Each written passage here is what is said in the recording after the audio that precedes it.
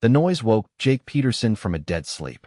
Something metallic and rhythmic, like a small pneumatic hammer tapping against the hull of the research vessel. He blinked in the darkness of his quarters, the red emergency lights casting an eerie glow across the sparse furnishings. A glance at his watch told him it was 3:27 a.m., Earth Standard Time. Far too early for scheduled maintenance, especially out here in the Proxima Centauri system, 39 trillion kilometers from home. Control, this is Peterson. Are we having hull issues? Jake asked, his voice still thick with sleep as he activated the comm panel next to his bunk. The reply came immediately. Negative, Peterson. No hull breaches detected, but we are picking up unusual activity in Docking Bay 3. Security has been alerted. Jake swung his legs over the side of the bed and reached for his uniform. As the ship's xenobiologist, anything unusual warranted his attention, especially after last week's expedition to Proxima B's northern hemisphere, where they'd collected several specimens of indigenous life. Most were simple organisms, nothing more complex than the equivalent of Earth's early amphibians, but one creature had captivated the science team's attention. They'd nicknamed it the Proximan Saber Cat, due to its feline-like appearance and the two elongated canines that protruded from its upper jaw. The size of a small tiger, with 6 limbs instead of 4 and covered in iridescent scales rather than fur, it was the apex predator in its ecosystem. And apparently, it was making noise. Jake hurried through the corridors of the UES Darwin, nodding to the security personnel who rushed past him toward Docking Bay 3. By the time he arrived, a small crowd had already gathered outside the bay doors. What's happening?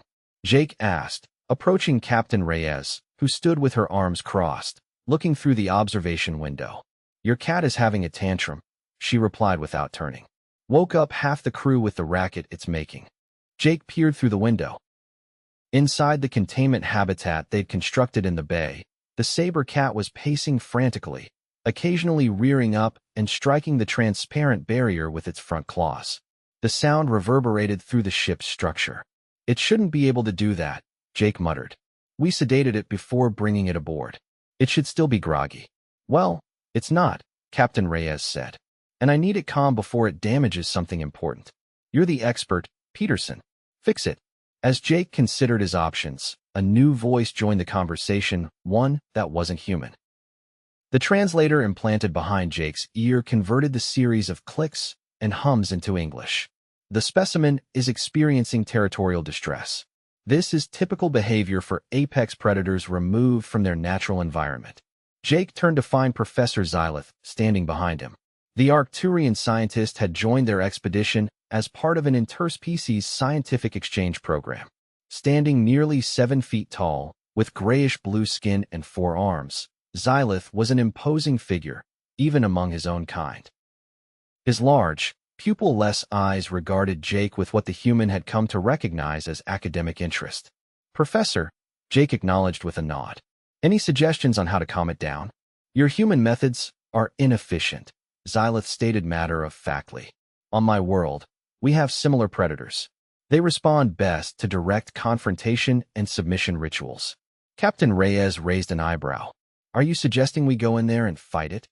Not fight, Xylith corrected. Dominate. Establish hierarchy. It is a simple concept.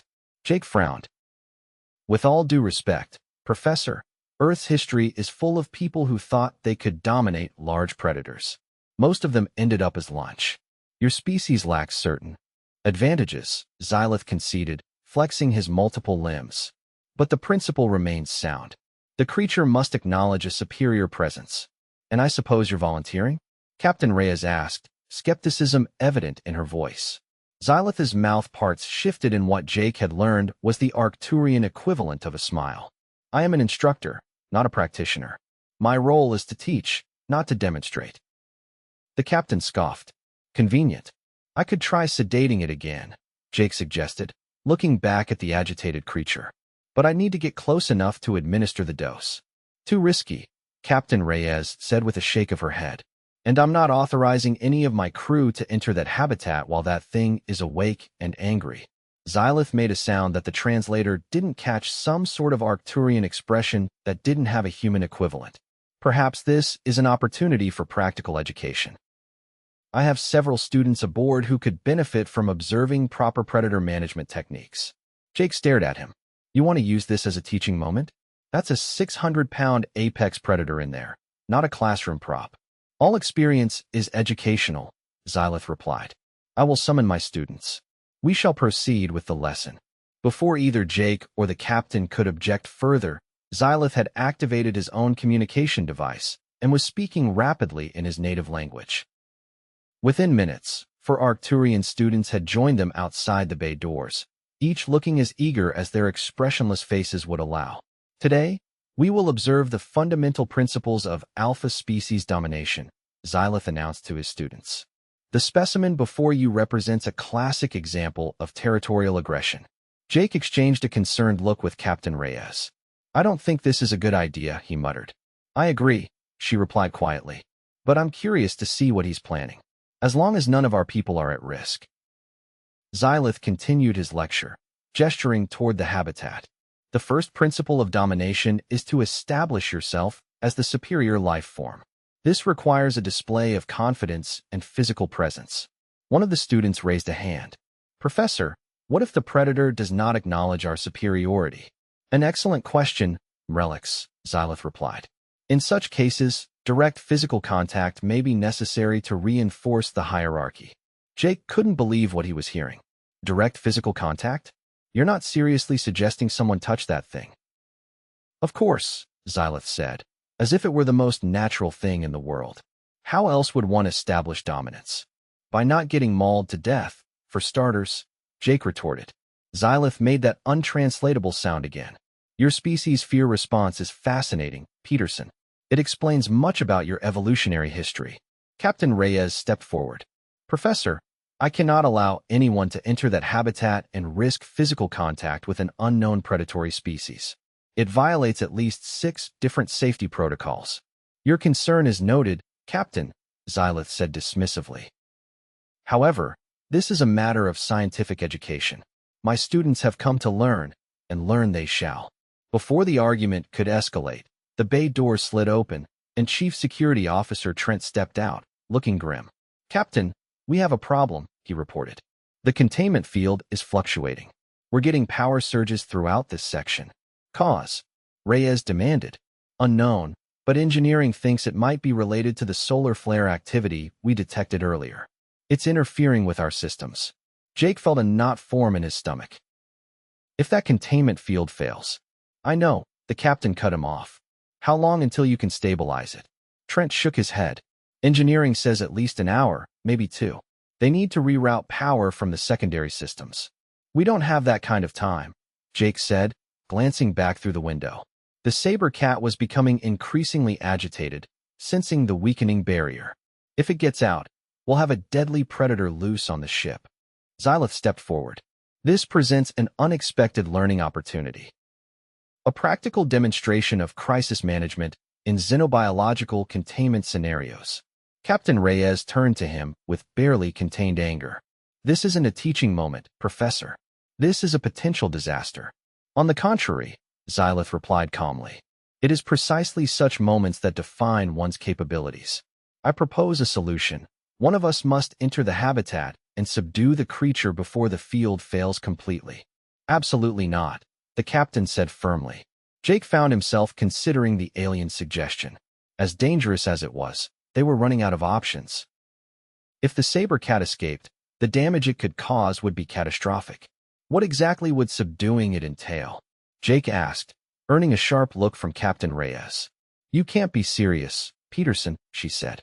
I'm just asking, Jake defended. We need to consider all options. Xylith seemed pleased by Jake's question. The procedure is straightforward. The dominant individual must approach the predator directly, maintain eye contact, and touch it firmly on the head or neck area. If done correctly, the creature will recognize the dominance display and submit. And if done incorrectly? Jake pressed. Then the individual will likely suffer severe injury or death, Xylith stated matter-of-factly. But such is the risk of scientific advancement. One of the Arcturian students stepped forward. Professor, I volunteer to attempt the procedure. Excellent initiative, Drawl, Xylith commended. However, I believe this particular species may respond better to a specific approach. He turned to Jake. The human should do it. All eyes turned to Jake, who felt his heart rate spike. Me? Why me? Several reasons, Xylith explained. First, you are the xenobiologist and have the most knowledge of the creature's physiology. Second, the thermal signature of your species is closer to that of the predator's natural prey, which will make it more likely to focus on you rather than destroy the habitat in a blind rage. And third, humans have a peculiar effect on certain predator species that my people have observed throughout the galaxy. What kind of effect? Jake asked, not sure he wanted to know the answer. You possess what some might call an unearned confidence, Xylith said. Many creatures respond to this as if it were actual dominance. Captain Reyes stepped between them. This discussion is over. No one is entering that habitat. We'll evacuate this section if necessary and deal with the creature using remote methods. The ship suddenly lurched, sending everyone stumbling. The lights flickered, and a warning klaxon began to sound. Captain to bridge, Reyes barked into her calm report. Solar flare intensity has increased, Captain, came the strained reply. We're experiencing system-wide fluctuations. Containment fields are down to 60% and falling. Through the window, Jake could see the transparent barrier of the habitat shimmer as the energy field weakened. The Saber Cat seemed to sense it too, pressing its body against the barrier more insistently. Evacuation protocols, now, Captain Reyes ordered. Seal off all connecting corridors and prepare emergency response teams. As the crew rushed to comply, Jake found himself unable to move away from the window. The Saber Cat met his gaze through the barrier, its 6 eyes tracking his every movement. There was intelligence there, not human-like, but something primal and calculating.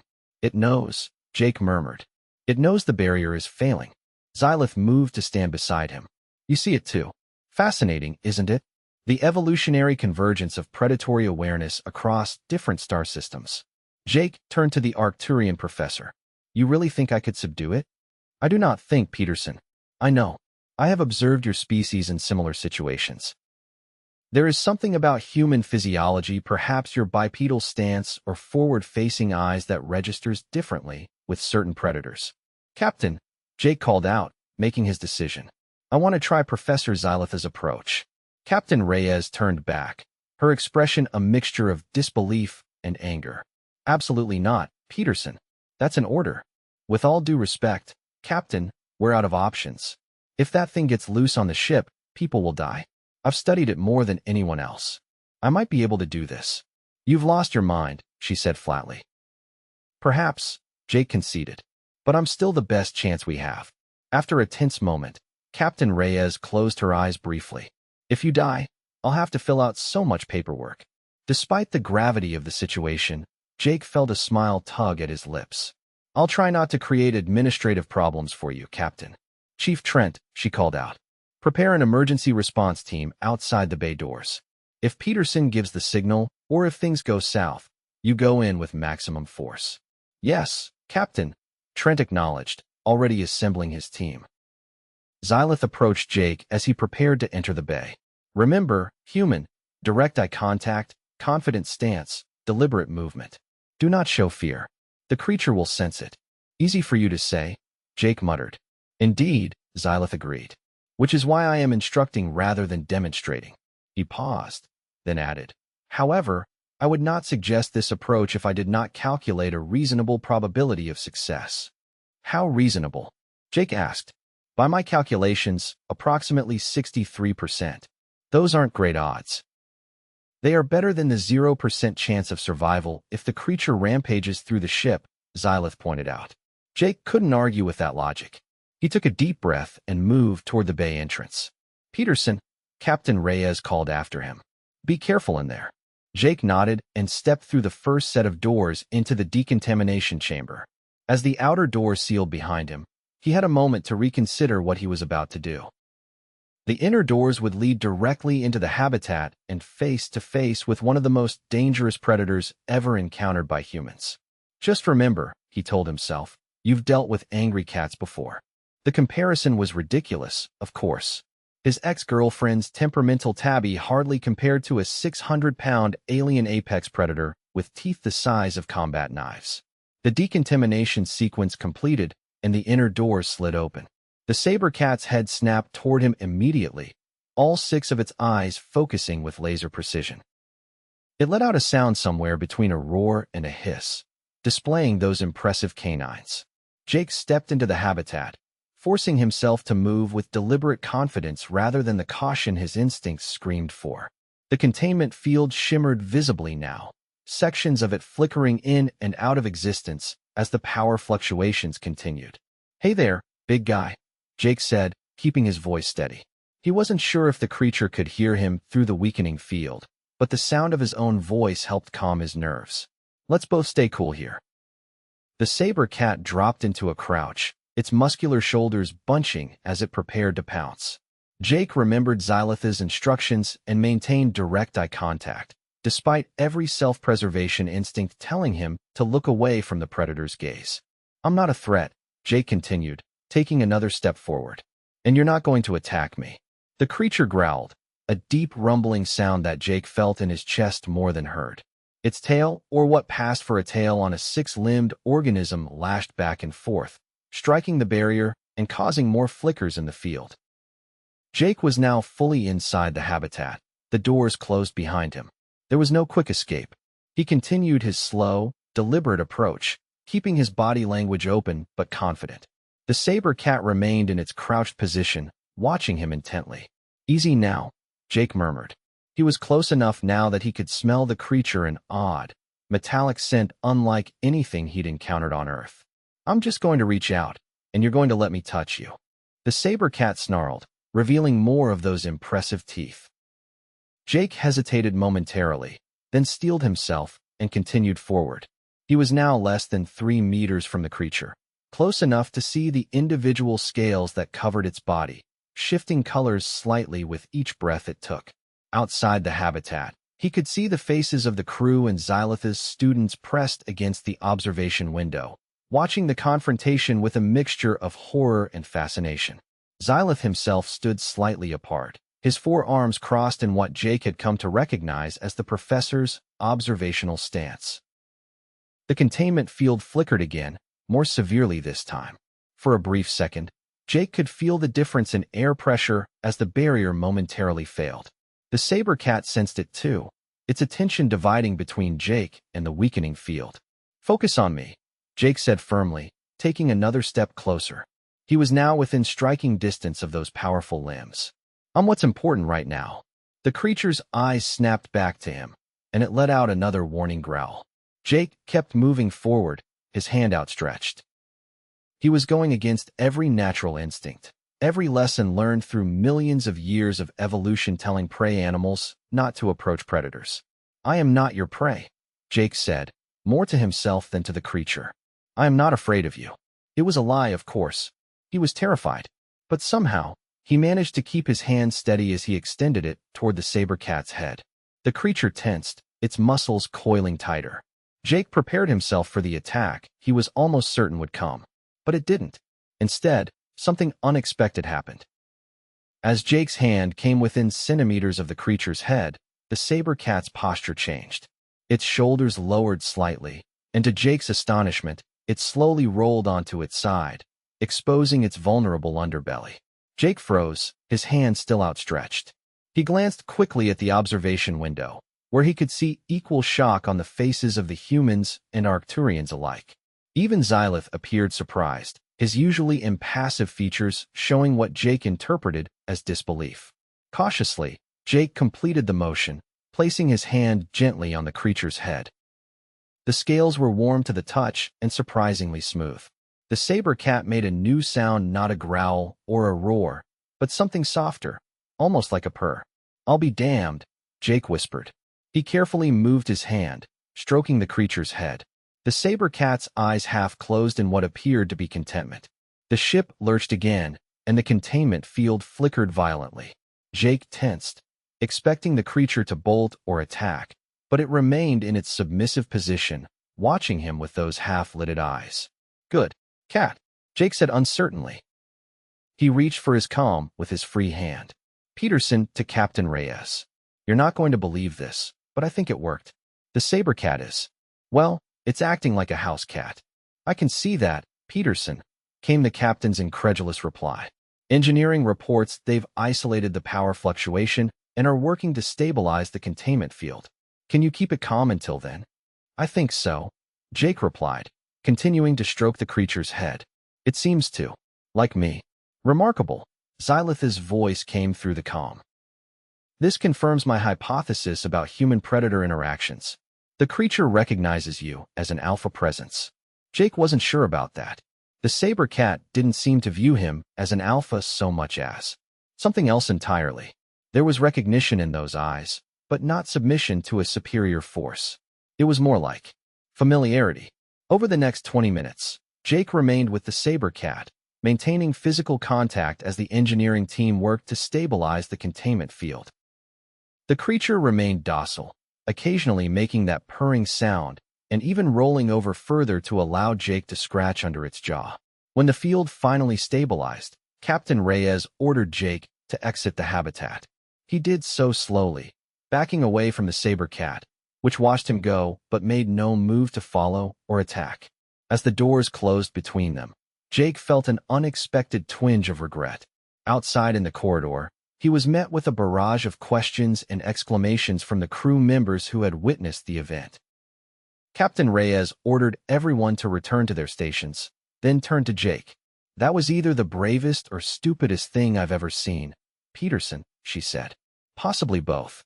I'm just glad it worked, Jake replied, suddenly aware of how shaky his legs felt now that the adrenaline was wearing off. Xylith approached, his students trailing behind him. A most educational demonstration, Peterson. My students have learned much about interspecies dominance behaviors. I don't think that's what happened in there, Jake said. It didn't submit to me because I dominated it. It was something else. Xylith tilted his head. Explain your reasoning. I'm not sure I can, Jake admitted. But it felt like recognition, not fear or submission. Fascinating, Xylith murmured. Perhaps there is more to human-predator dynamics than I previously theorized. This warrants further study. Not today, it doesn't, Captain Reyes interjected. Everyone get some rest. We've had enough excitement for one night. As the group dispersed, Jake found himself drawn back to the observation window. Inside the habitat, the saber cat had returned to a normal resting position, no longer agitated or pacing. It looked up as if sensing his presence and made that purring sound again, even though it couldn't possibly hear him through the reinforced barrier. What did you see in me? Jake wondered aloud. Later that day, after filing his report and getting a few hours of much-needed sleep, Jake returned to the science lab to review the data collected during his encounter with the saber cat. The creature's vital signs had been monitored throughout, and the readings were puzzling. These hormone levels don't make sense, he muttered to himself, scrolling through the charts. These aren't stress or aggression markers. They're more consistent with recognition patterns, came Xylith's voice from behind him. Jake turned to find the Arcturian professor entering the lab, his multiple arms carrying various data pads. I've been analyzing the biological data as well, Xylith continued. The creature's neurochemical response to your presence was not what I anticipated. What do you mean? Jake asked. Xylith set down his data pads and brought up a holographic display of the saber cat's brain activity. Observe these patterns here and here, he said, pointing to specific regions. These are not the responses of a predator submitting to a dominant force. They are recognition patterns, similar to those seen in domesticated species when they encounter familiar caretakers. Jake frowned. That's impossible. I never met this creature before yesterday's expedition. Perhaps not you specifically, Xylith suggested, but possibly humans in general. That makes even less sense, Jake said. We're the first human expedition to Proxima B. There's no way this species has encountered humans before. Xylith made that untranslatable sound again. Are you certain of that, Peterson?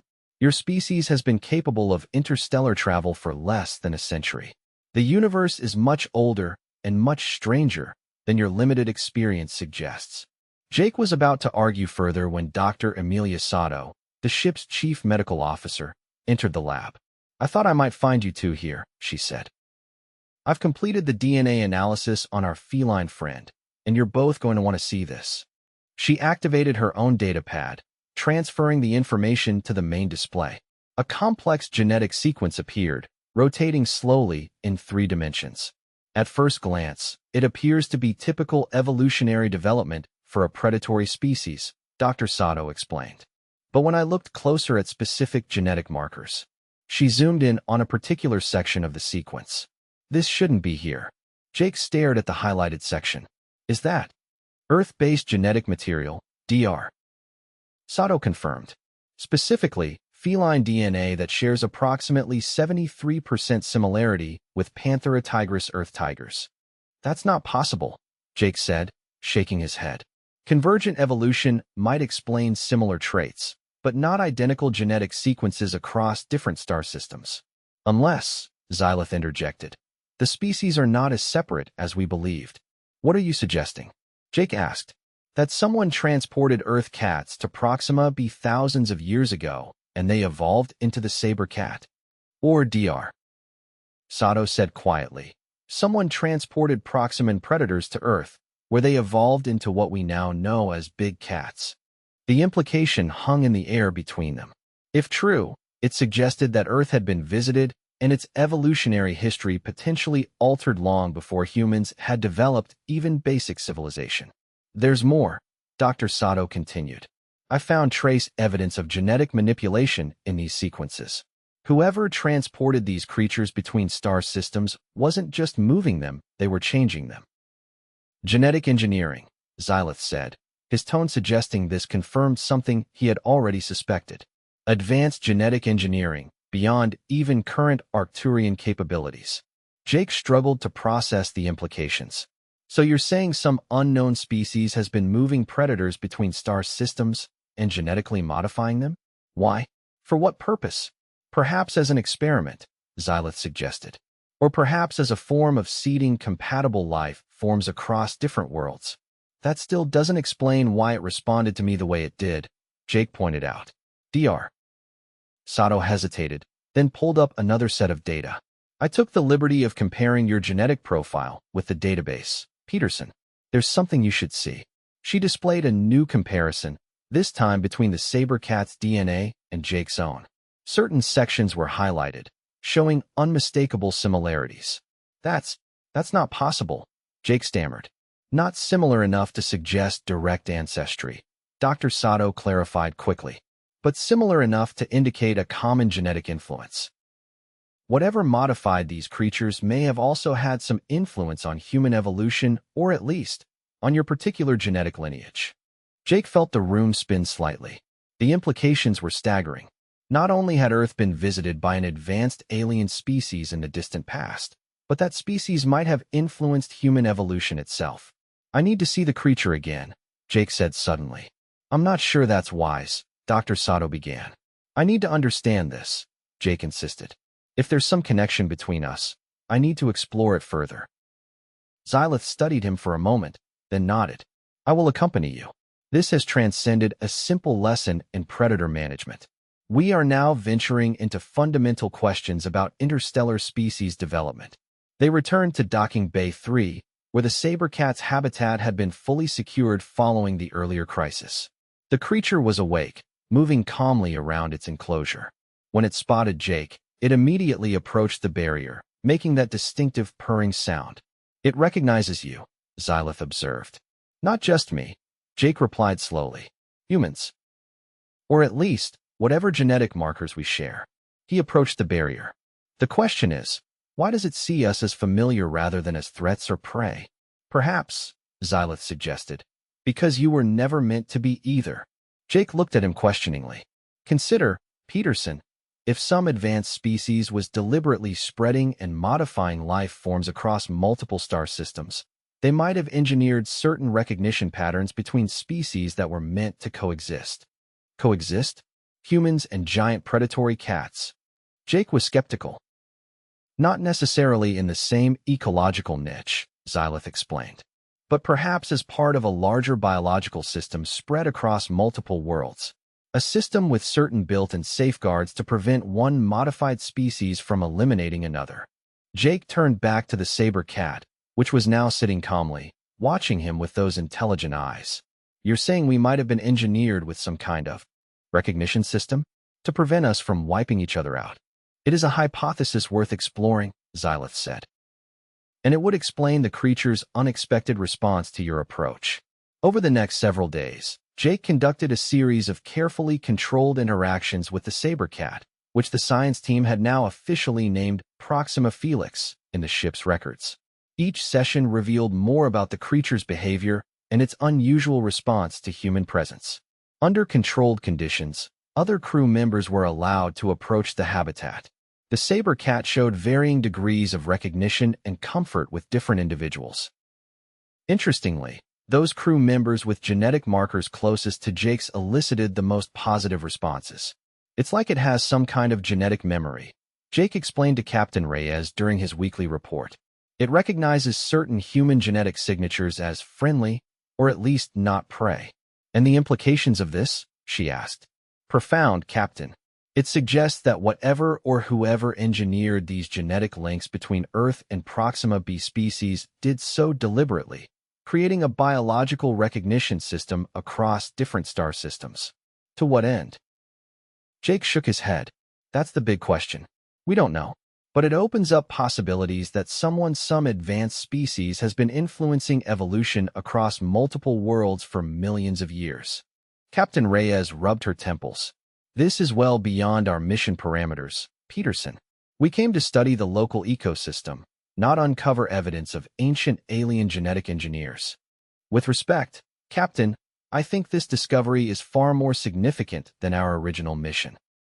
It could revolutionize our understanding of not just extraterrestrial life, but Earth's own evolutionary history. After considerable discussion, Captain Reyes authorized an expanded research program. Jake, Dr. Sato, and Professor Xylith would lead a joint human Arcturian team to investigate the genetic links between Earth and Proxima b species, using the Saber Cat as their primary study subject. Over the following weeks, they made remarkable progress. The Saber Cat, now nicknamed Felix by the crew, became increasingly comfortable with human presence. Jake was eventually able to enter the habitat regularly without any sign of aggression from the creature.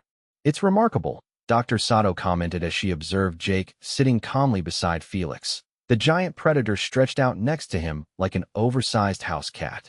From an evolutionary perspective, it should view you as either threat or food. Instead, it treats you almost like family, Jake finished for her. Or at least, like we belong to the same tribe. The genetic recognition patterns are even stronger than we initially thought, she agreed. It's as if there's some kind of built-in programming that overrides normal predatory instincts when it encounters humans with certain genetic markers. Xylith, who had been analyzing data nearby, joined the conversation. We have found similar patterns in 7 other species collected from Proxima b. Each shows unexpected recognition responses to human genetic material, though none as pronounced as the Saber Cat. It makes you wonder, Jake said, absently stroking Felix's scaled head, how many other worlds might have species with similar genetic links to Earth. And who created those links, Dr. Sato added. The implications of their discovery spread throughout the scientific community as their preliminary findings were transmitted back to Earth and Arcturus. The U.S. Darwin's mission was extended indefinitely to allow for further research into what was now being called interstellar genetic continuity theory. 6 months after the initial incident, Jake found himself once again in Felix's habitat, now expanded to occupy nearly half of Docking Bay 3. The creature had grown accustomed to human presence, particularly Jake's, and the two had developed what could only be described as a bond. You've become quite the celebrity back home, Jake told Felix as the creature lounged beside him. Every xenobiologist in the solar system wants to meet you. Felix made his purring sound in response, rolling over to allow Jake to scratch under his jaw. Professor Xylith entered the habitat, no longer concerned about the predator's potential aggression. The latest genetic analysis has been completed, he announced. We have identified 27 distinct engineered marker sequences common to both Earth and Proxima b species. Any progress on dating when these modifications might have been made? Jake asked. Our best estimate places the initial engineering at approximately 3 million Earth years ago, with periodic adjustments continuing until roughly 50,000 years ago. right around when modern humans were emerging, Jake noted. Indeed, Xylith agreed, which suggests whoever was responsible may have had a particular interest in your species' development. Felix stretched and moved to investigate Xylith, who remained perfectly still as the predator sniffed at him. After a moment, the creature returned to Jake's side, apparently having decided the Arcturian wasn't particularly interesting. He still prefers you, Xylith observed. The recognition pattern is specifically attuned to human genetic signatures, not to general intelligence or bipedal form. Which means whoever engineered these connections wanted these creatures to recognize humans specifically, Jake said. But why? What purpose would that serve? Perhaps, Xylith suggested, to ensure that when humans eventually reached other stars, they would find environments and species already prepared to accept them. The idea was simultaneously comforting and unsettling. The notion that humanity's expansion into the galaxy had been anticipated, perhaps even planned for, millions of years before they developed spaceflight. As their research continued, more evidence emerged supporting the theory. Other Earth Proxima b species pairs were identified, each showing similar genetic markers and recognition patterns. The picture that emerged suggested a deliberate, long-term project to create biological compatibility across different star systems. 1 year after the initial encounter with Felix, the U.S. Darwin prepared to return to Earth, bringing with it a wealth of data and several specimens, including Felix himself. Special containment facilities had been prepared at the Xenobiology Research Center in New Zealand to house the Proximan predator and continue the research. On the night before departure, Jake sat alone with Felix in the habitat, reflecting on the journey they had shared. "Tomorrow we head to my world," he told the creature, who seemed to listen attentively. "I think you'll like it there. Different gravity, different air, but something tells me you'll adapt just fine. After all, you were engineered to be adaptable." Felix made his purring sound and rested his head on Jake's lap, 6 eyes half closed in contentment. "Whoever made you," Jake continued softly, "whoever created these connections between our worlds, I think they wanted us to find each other. I think they were building bridges across the stars, one species at a time." As if in agreement, Felix rolled over, exposing his vulnerable belly in what had become a familiar gesture of trust. Jake smiled, remembering how terrified he had been the first time he entered this habitat, and how a single touch had changed everything they thought they knew about interstellar species development. The mystery of who had engineered these connections remained unsolved, and perhaps always would. But the fact of their existence had already begun to transform humanity's understanding of their place in the galaxy. They were not alone, had never been alone, and the path to the stars had been prepared for them long before they knew to look up at the night sky and wonder what waited beyond. As the U.S. Darwin broke orbit the next day, beginning its long journey back to Earth, Jake stood in the observation deck, watching Proxima b recede into the distance. Beside him, safely contained in a specialized transport unit, Felix observed the same view, his scaled body shifting colors slightly as he processed the new experience. "We're going home," Jake told him. "Both of us." And somehow, he knew it was true. Earth was as much Felix's ancestral home as Proxima b was, connected by the same invisible genetic threads that linked their two species across the vast distances of space. Whoever had woven those threads had created a legacy that would continue to unfold as humanity reached further into the stars, finding more pieces of the puzzle with each new world they explored. It had begun with a daring alien instructor challenging his students to touch a predator and resulted in a discovery that would reshape humanity's understanding of life in the universe. As Jake watched the stars streak past, Felix purring contentedly beside him, he wondered what other discoveries awaited them in the vast galaxy beyond, and what other engineered connections might be waiting to be recognized, one touch at a time.